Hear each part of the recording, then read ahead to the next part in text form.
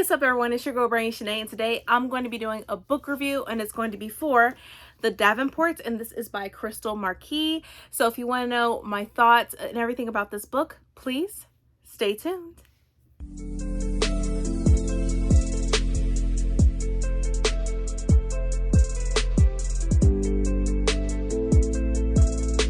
I am back, and also if you're new to my channel, welcome. If not, welcome back. So like I said before, I wanted to do a book review for The Davenports by Krystal Marquis, and I have to say that I actually really fell in love with this book, and I really enjoyed it. I love the different point of views. I love the aspect of some history within it as well, so I really appreciate what the story had to give and the representation as well, which I love wholeheartedly. I love Black representation, and of course, as you can see, this book has nothing but an all black characters in this book, so do keep that in mind as well.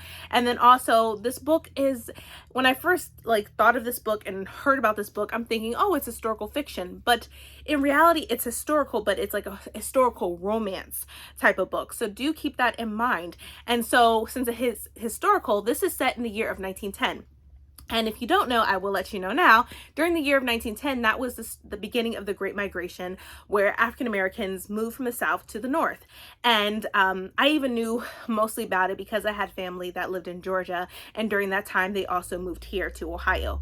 So I have some family that also were part of that migration, where they did not want to be, they were already being oppressed by Jim Crow, and they thought that the North would be better and better opportunities and what have you. So this, like I said, this happens in the year of 1910, and this is located in Chicago. So with this, there's different point of views. We have Olivia, we have Helen, we have Ruby, and we have Amy Rose. And with this particular book, we're following the family, this famous family in Chicago, who are known to have carriages throughout the city, and they're trying to transform their business as they go on, because you now have the automobile and stuff like that where you don't need horses. So the Davenports, there's this famous popular family in Chicago, and Olivia is the daughter, the oldest out of all the children, and her family has high expectations for her to find someone to marry who, has great standing in society, has, great status or whatnot, of course, which means has money.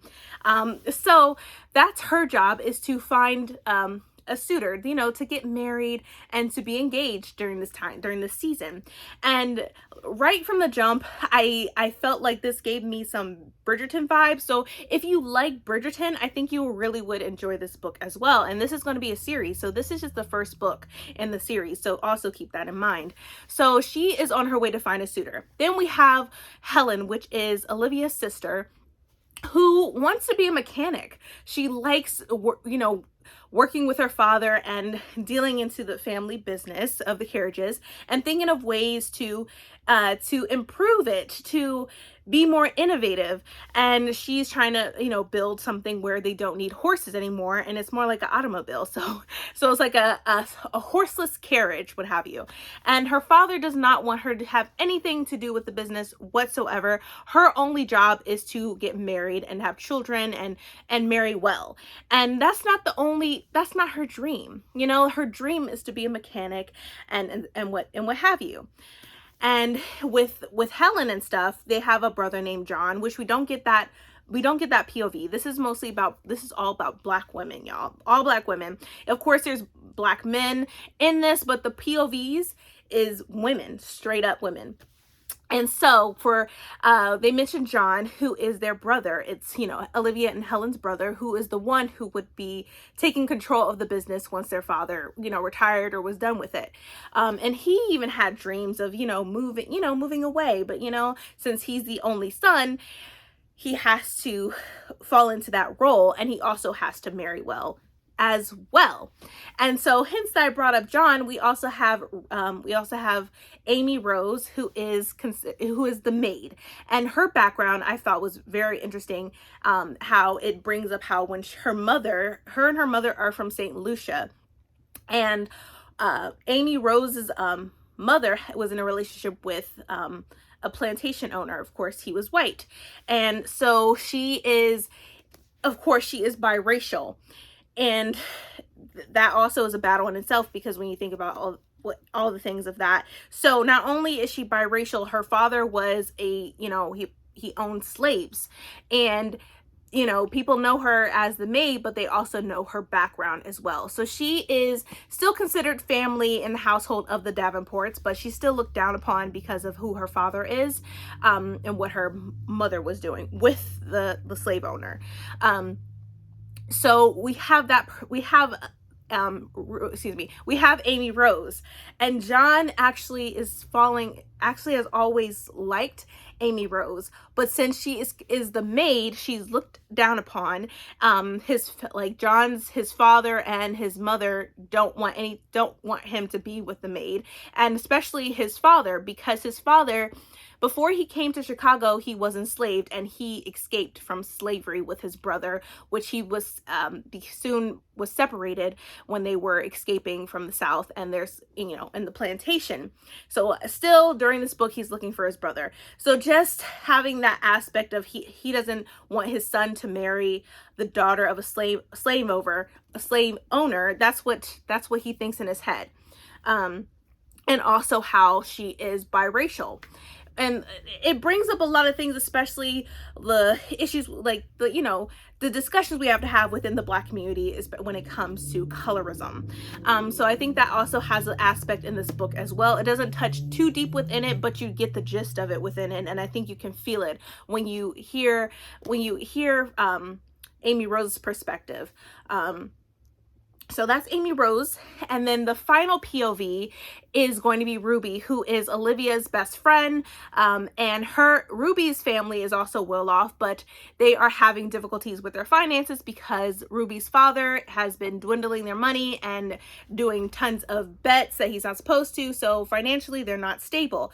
So they're looking to Ruby to solve that problem and for her to marry well, and the only person they can think of would be John Davenport.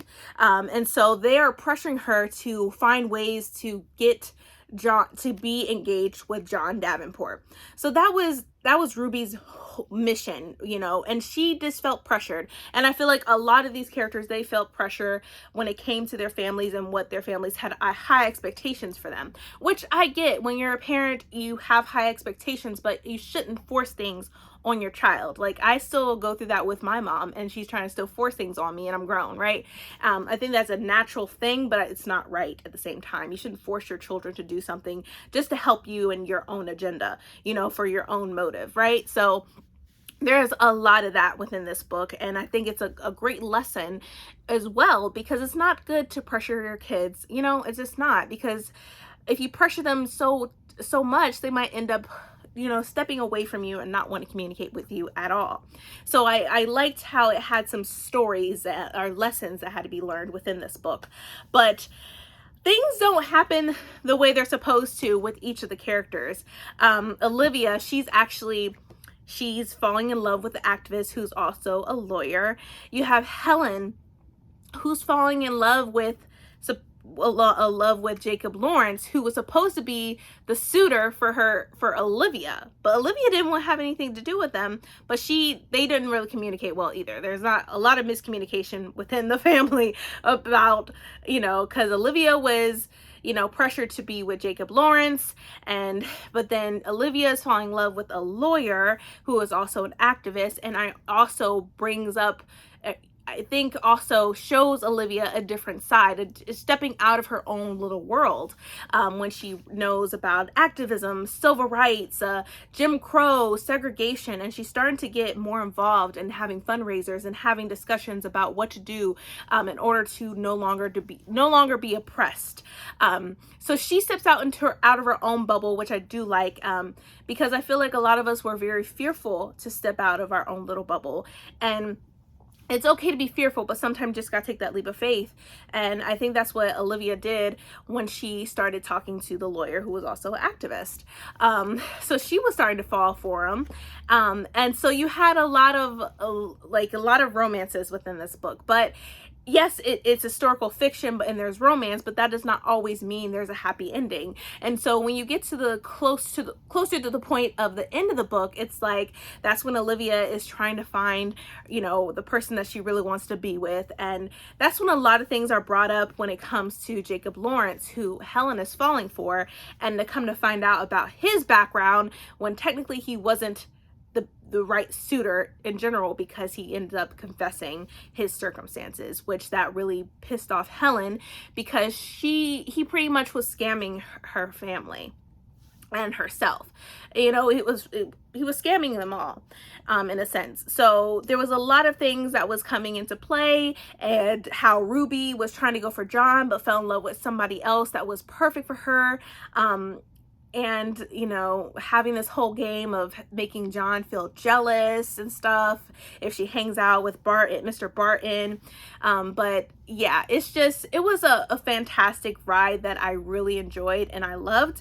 I gave this a 5 out of 5 stars, hands down. Like I said, it wasn't like what I thought the book was going to be about. I thought it was just strictly historical fiction, but it wasn't. But that's completely fine. Like, I love having that aspect of romance in it, especially with some historical fiction. So like, even within this book, the author had left us a note, and it says, let me get to it. It says, "Dear reader, The Davenports is inspired by a forgotten history, by the instances of Black success across Midwestern U.S. cities like Chicago during the early 1900s. Places then as full of progress and possibility for Black people as they were inequity and segregation. It's inspired by the story of the C.R. Patterson and Sons Carriage Company, founded by a proud patriarch who escaped enslavement to become a wealthy and respected entrepreneur. I wondered about his family, his daughters especially. What was life like for women in this position? I wanted the Davenports to hold up examples of representation I wished I'd had as a teen, to focus on 4 young Black women discovering the courage to pursue their dreams and loves at a time when Jim Crow, fear, and distrust threatened both. The young women in the Davenports are determined and passionate as they try to balance the expectations of their circumstances with love and happiness found in surprising and not always approved of places. And really, who doesn't adore a grand estate, a glamorous ball, and a juicy romance or 4? I hope you love reading these young women's stories as much as I've loved writing them.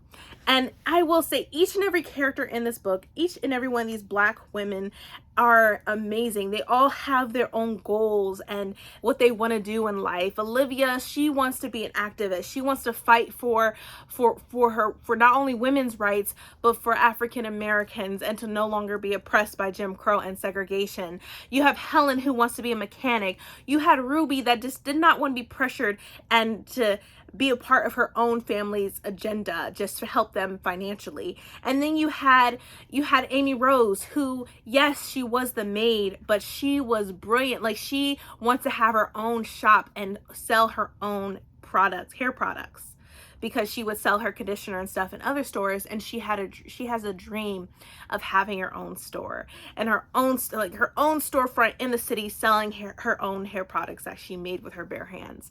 So every one of these children, each and every one of these Black women are absolutely amazing and is inspiring. You know, to be innovative, to have your own business, to have black owned businesses. I really loved this book, hands down. And I really appreciate what Krystal had in store as she was writing this book about representation. And I'm glad we're seeing our faces on these books. I'm glad we're getting the representation, and I'm glad that she had written this book, because I personally didn't know about the C.R. Patterson and Sons Carriage Company whatsoever. I had no clue. I had no idea.